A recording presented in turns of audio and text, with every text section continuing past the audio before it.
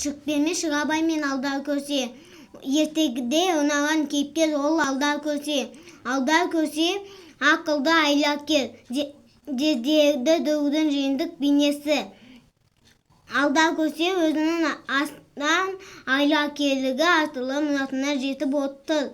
Оның мақсаты Сазанбайды пайда күнем саудагері Озбір ханды әужа ету. Мысалы, ол асқан сарандығы үшін халық Шықпені Шығабай атаған байдың асын іші батын мініп қызын алады.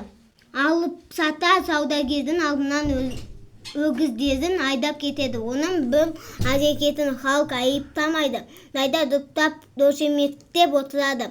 Өйткені Алдар Көсе әділетсіз билік иеленін диянат долық көрген дарапайым халықтың өкілі. Сосы маған тағы ұнаған ертегінің бірі Пиноккио. Ол тәрбиелік маңызы зор ертегі деп айттым келеді. Себебі бұл ертегі ешқашан өтірік айтпауды үйретеді. Ертегіде кейіпкер Пиноккио әкесін сынамай өтірік айтып көп бәлеге душар болады. Кейін дәтесін түсініп, енді үлкендерді тыңдап жүретінін айтады. Бұл ертегіден түсінгенім өтірік айтпау, адал болу керек, үлкендерді әрдайым тыңдап жүру керек.